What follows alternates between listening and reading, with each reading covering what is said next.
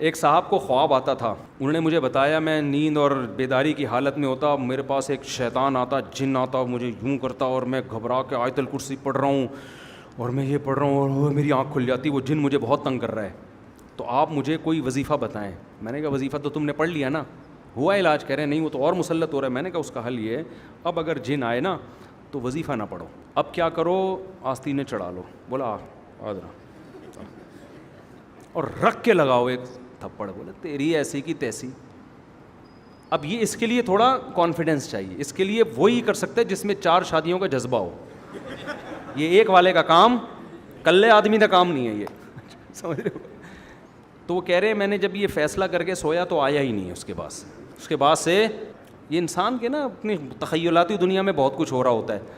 تو اور یہ مخصوص لوگوں کو ہی جن چڑیل بھوت نظر آتے ہیں, ہر آدمی کو نہیں آتا, جنہوں نے مسلط کیا ہوا ہے اپنے اوپر. پنجاب میں بھی ایسا ہوتا ہے. پنجاب میں کیا ہوتا ہے کہ رونے کے پروگرام چل رہے ہوتے ہیں باقاعدہ. میت ہو گئی, سب نہیں رہی, سب پنجاب والوں کی سب کی بات نہیں کر رہا, بہت سی جگہوں پہ رونے کے باقاعدہ کیا ہوتے ہیں پروگرام. اب وہ بیٹی آئی امریکہ سے, وہ پہلے پھوٹ پھوٹ کے روئے گی. وہ جہاز میں آ رہی ہے آرام سے نا, آرام سے سکون سے. میں نے خود دیکھا یہ منظر, جہاز میں آئی آرام سے, جناب ایئرپورٹ پہ ٹیکسی میں بھی آرام سے, بڑے آرام سے تمیز سے آتے آتے, جیسے ہی میت کی کسی لواحقین میں سے کسی میں وہیں سے اسپیڈ شروع. مقابلے ہوتے ہیں, جو زیادہ رو رہا ہے اس کو زیادہ محبت ہے, جو چپ بیٹھا ہوا ہے اس پہ ابد کیا تجھے محبت نہیں ہے کیا. رونے کے کیا چلتے ہیں, مقابلے چل رہے ہوتے ہیں. نہیں رو تو اس کا مطلب ہے آپ کو تو محبت ہی نہیں تھی ابا سے. ایک 80 سال کے بوڑھے تھے, ہمارے ایک جاننے والے نے بتایا ان کی کہیں سیٹنگ ہو گئی کینیڈا کے کسی لڑکی سے فیس بک پہ. 80 سال کے بزرگ کی سیٹنگ کس سے ہو رہی ہے, کینیڈا کی کسی گوری سے. گوری جوان تھی,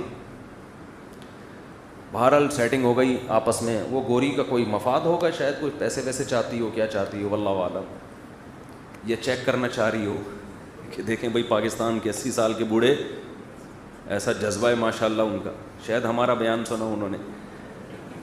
خیر, جو مسجد کے امام تھے انہوں نے مجھے بتایا کہ وہ بوڑھا آیا امام صاحب کے پاس, کہنے لگا کہ جی آج شام 6 بجے میرا نکاح ہے, کینیڈا سے لڑکی آ رہی ہے, تو اس کے لیے مجھے کیا کیا چاہیے, اس کے لیے مجھے یعنی ڈاکومنٹیشن میں اس کے لیے کیا کیا ضروری ہے. میں نے کہا آپ کا شام تک زندہ رہنا ضروری ہے. چٹکلا سنا تو میری عادت ہے درمیان میں تھوڑے سے چٹکلے, سائنس پڑھو تو پتہ چلے گا اس میں تھوڑا سا چٹکلا آ رہا ہے ذہن. اصل میں ہنستے کھیلتے بات ہو جائے تو میرا خیال ہے زیادہ اچھا ہے نا. ذرا میں جو نظریہ ہے میں وہ ایک بچہ اسکول نہیں جاتا تھا نا, تو والدین نے ابو نے پوچھا بیٹا بتاؤ وسیم قائد اعظم کا پتہ ہے کون تھے؟ کہہ رہے نہیں جی. علامہ اقبال کا پتہ ہے کون تھے؟ کہہ رہے نہیں پتہ نہیں. کہہ رہے کم وقت اسکول جاؤ تو پتہ چلے نا. بچے نے کہا ابو وسیم بھائی کا پتہ ہے کون ہے؟ ستار کا پتہ ہے کون ہے؟ کہہ رہے بس گھر پہ رہو تو پتہ چلے نا. آج کل کے جو بچے ہیں نا بہت ہوشیار ہو گئے ہیں, وہ ان سے بات کرنے سے پہلے سوچنا چاہیے. تو کہہ رہے انگریز عورت اپنے بچے کو سمجھا رہی ہے, بیٹا جو بھی انگلش میں اس کو سمجھا رہی تھی اس کا ترجمہ کہ دیکھو تم, مجھے پتا ہے تم کر سکتے ہو, تم سوئمنگ کر سکتے ہو, تم ویسے ہی ڈر رہے ہو, تم کرو, اس سے یہ ہوگا کہ تمہیں دیکھ کے دوسرے بچے بھی ہمت کریں گے. بچہ کہہ رہے نہیں نہیں, کہہ رہی نہیں مجھے پتا ہے تم کر لو گے. تم اس کو بڑی زبردست طریقے سے موٹیویٹ کر رہی ہے, اور ادھر ہماری موٹیویٹ کر رہی ہے کہ میری باری کب آئے گی. ہماری والی جو براؤن تھی وہ کیا کہتی ہے, ان صاحب نے, وہ مولوی صاحب تھے مجھے قصہ سنا رہے تھے, کہنے وہ کہہ رہی لگانا چھلانگ. بچہ کہہ رہا ہے نہیں بے غیرت, $50 یہ پتہ نہیں $100 ضائع کروا دیے میرے. اس وقت تو بڑا چیخ رہا تھا امی سوئمنگ کرا دو, الو کے پٹھے, لگانا چھلانگ کمینہ. اور وہ پھر بس وہ وہاں مارنے پر تو پابندی ہے, ورنہ یہاں ہوتا تو طبیعت سے اس کا کباب بن جاتا بچے کا پٹ پٹ کے نا. لیکن زبان سے جتنے تانے دے سکتی تھی نا بے غیرت, وہاں تو شور مچایا ہوا تھا, پیسے ضائع کروا دیے. کہہ رہے میں دیکھ رہا ہوں یار یہ گوری ہے, یہ اپنے شیخ چلی نا سر پہ انڈے رکھ کے جا رہا تھا, سیٹھ نے اس کو سر پہ انڈے رکھوائے. پہلے دیسی انڈے ہوتے تھے, ان سے چوزے بھی نکلتے تھے. تو شیخ چلی نے سوچا ابے اگر تو یہ انڈے لے کے بھاگ جا تھوڑی دیر کے لیے, فرض کر تو انڈے لے کے نکل لے یہاں سے, یہ 100 انڈے ہیں, بھاگ کے نا کہیں چھپ جانا, ان 100 انڈوں پہ مرغی بٹھانا, مختلف مرغیاں, 100 چوزے نکلیں گے, پھر کچھ نر ہوں گے کچھ مادہ ہوں گے, تھوڑے بڑے ہو جائیں گے تو مرغے بیچ دوں گا, مرغیاں رکھوں گا, پھر بریڈنگ ہوگی اس سے, پھر اتنے انڈے, کیلکولیشن کرتے کرتے پھر ایک دن آئے گا میرا پورا پولٹری فارم ہوگا, خاندانی اچھی مالدار لڑکی سے شادی کروں گا, پھر میرے بچے ہوں گے, پھر میرا بنگلہ ہوگا, پھر بچے ایک دن آئیں گے ابو پیسے, میں کہوں گا چلو بھاگو یہاں سے. جیسے یوں کیا تو انڈے کا ٹکڑا نیچے.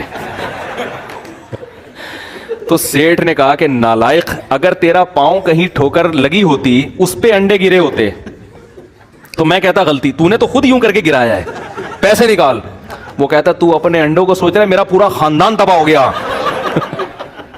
وہ ایک آدمی سے کسی نے پوچھا نا تمہاری عمر کتنی ہے, اس نے کہا 18 سال. اس نے کہا یار زبردست بھائی 18 سال. تو 10 سال بعد ملا, پوچھا کتنی عمر ہے, کہہ رہے 18 سال. کہہ رہے 10 سال پہلے بھی 18. اس نے کہا آپ 18 پہ اتنے خوش ہوئے تھے کہ دوبارہ سے 18 سال ہے. ٹھیک ہے, دوبارہ سے کتنی ہے 18 سال. آپ کے جواب سے مجھے مزہ اتنا آیا تھا. وہ ایک مزاحیہ آدمی ہے نا, ہر ایک کو اپنی بیوی کہتا تھا بھولے سے, ہر ایک کو کیا کہتا تھا بھولے سے اپنی بیوی. پھر اس کا ہاتھ پکڑ کے جانے لگتا, پٹتا, لوگ مارتے, تو اس نے سرٹیفکیٹ رکھا ہوا تھا مجھے بھولنے کی بیماری ہے, تو بچ جاتا. ایک دن کسی نے کہا کمبخت تو دوسرے کی بیویوں کو اپنی بیوی بولتا ہے بھولے سے, کبھی اپنی بیوی کو بہن بولا ہے بھولے سے تو نے؟ بھولتا ہے تو پھر ہر جگہ بھولتا ہے نا آدمی, کبھی بھولے سے اپنی بیوی کو بہن بھی بولا. کہہ رہے ہم اتنا بھولتے ہیں جتنا برداشت کر سکتے ہیں. آئی بات سمجھ, اتنا بھولتے ہیں جتنا افورڈ کر سکتے ہیں ہم, ایسا نہیں بھولتے جو افورڈ ہی نہ کر سکتے. تو بھائی اس دنیا سے محبت کرو اتنی جتنی برداشت کر سکتے ہو, کیونکہ یہ چھن جائے گی. تو ایک آدمی تھا نا, اس کی بیوی بیمار تھی تو ٹینشن میں بیٹھا ہوا تھا. ڈاکٹر نے آ کے کہا کہ افسوس کی بات ہے آپ کی بیوی صرف 2 گھنٹے کی مہمان ہے. ڈاکٹر کا خیال تھا یہی ٹینشن ہوگی اس بیچارے کو کہ اتنی بیمار کیوں ہے. اس نے لمبی آنکھ کھینچی, سانس بھری لمبی, کہا ڈاکٹر صاحب جہاں پوری زندگی انتظار کیا 2 گھنٹے اور صبر کر لیں گے. پیر صاحب مرید کے پاس گئے تو مرید نے ان سے کہا کہ حضور آپ کے لیے میں دال شریف پکاؤں یا کدو شریف, دال شریف پکاؤں یا کدو شریف. انہوں نے کہا کوئی بغیرت سے مرغا پکا کے لے آتا ہوں. شریف کی مجھے شرافت زیادہ, دال شریف اور کدو جو شریف ہو اس سے وہ بغیرت مرغا کیا ہے. اچھا تو بغیرت سے مرغا پکا, اس طرح کے بھی پیر ہوتے ہیں.